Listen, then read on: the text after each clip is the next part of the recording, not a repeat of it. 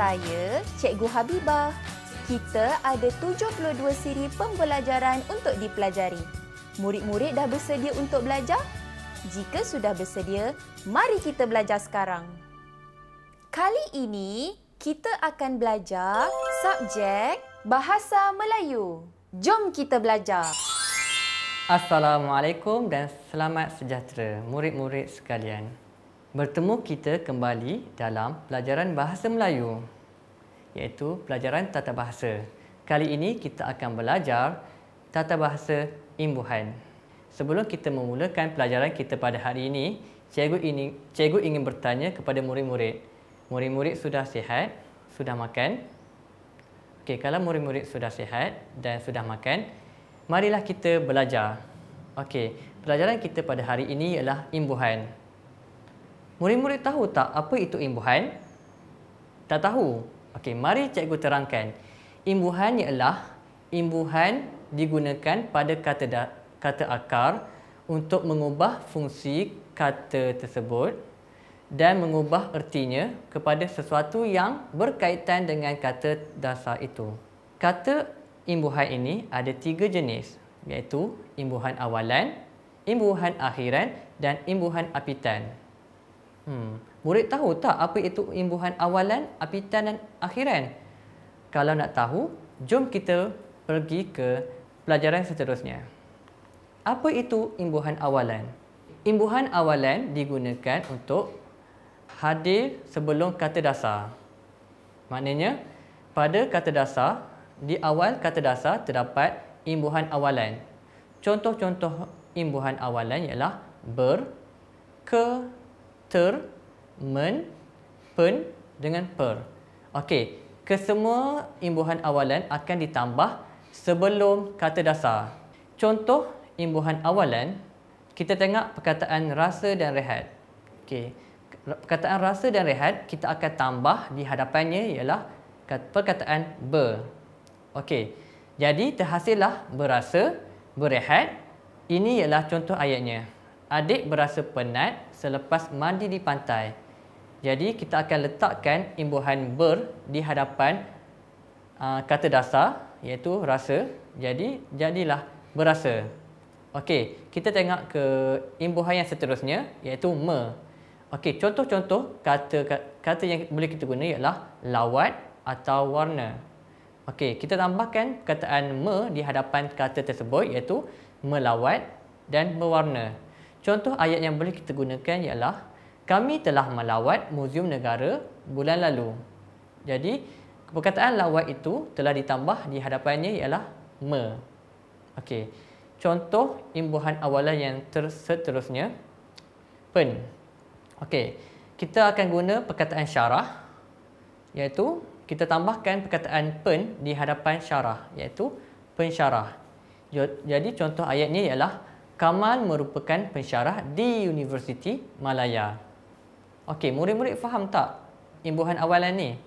Okey, kalau sudah faham, kita pergi ke pelajaran yang seterusnya. Okey, imbuhan akhiran. Imbuhan akhiran yang hadir selepas kata dasar. Kita akan tambah imbuhan akhiran di belakangnya. Okey, contoh-contoh imbuhan akhiran iaitu wan, man, an, i dengan kan. Okey, sekarang ni kita guna contoh ayat yang pertama. P. Ramlee ialah seniman agung Malaysia. Apakah kata dasar yang kita guna dalam ayat tersebut? Okey, kata dasarnya ialah seni. Jadi kita akan tambahkan imbuhan akhiran di belakang seni, iaitu man. Jadilah perkataan seniman. Okey, contoh kata dasar yang boleh kita guna dia ialah budiman. Jadi budi itu ialah kata dasar, man itu ialah akhiran. Okey, contoh ayat yang seterusnya ialah bapa Anas merupakan seorang usahawan berjaya di negerinya. Usahawan merupakan contoh-contoh bagi imbuhan akhiran di mana usaha ini ialah kata dasar dan ditambah perkataan wan di akhir kata dasar. Jadi usahawan. Okey, murid-murid faham tak imbuhan akhiran? Okey, kalau sudah faham, kita akan pergi ke imbuhan yang seterusnya, iaitu imbuhan apitan. Okey, apa itu imbuhan apitan, murid-murid? Imbuhan apitan ni kita sisipan yang hadir di celah kata dasar. Maknanya kata dasar akan berada di tengah-tengah dan kita akan letakkan imbuhan apitan di antara kata dasar. Okey, contoh apitan iaitu men, kan, di, kan, ber, an, me, i, ke, an.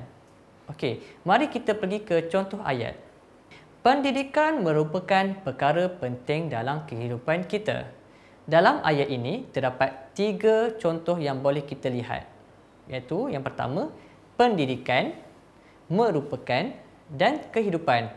Okey, apakah kata dasar bagi pendidikan? Apa ya agak-agaknya? Okey, didik, betul. Okey, didik merupakan kata dasar. Dan apakah yang mengapit perkataan didik itu? Okey, kita apitkan dengan pen dengan an. Jadilah pendidikan. Okey, contoh yang seterusnya, merupakan. Rupa ini merupakan kata dasar bagi perkataan tersebut dan kita apit dengan me dengan kan. Jadilah merupakan. Dan contoh yang terakhir dalam ayat tersebut, kehidupan.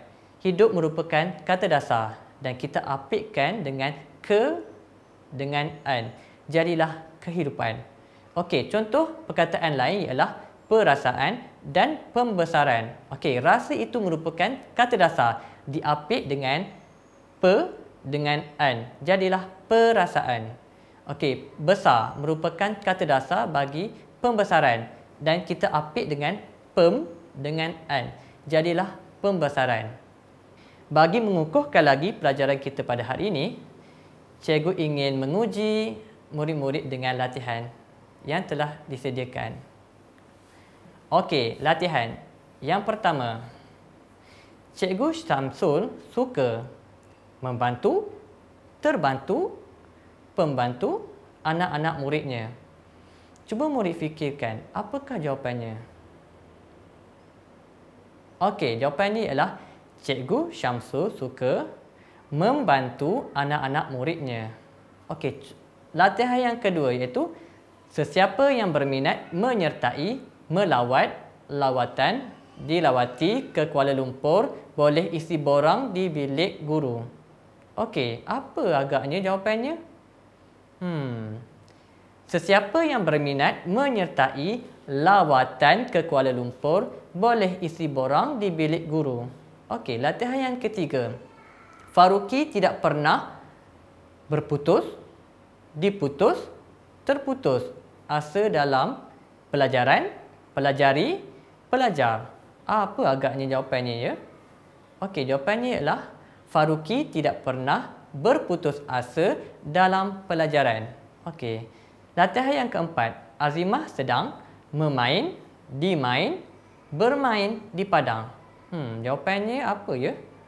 Azimah sedang bermain di padang. Itu jawapan yang tepat. Okey. Latihan yang terakhir.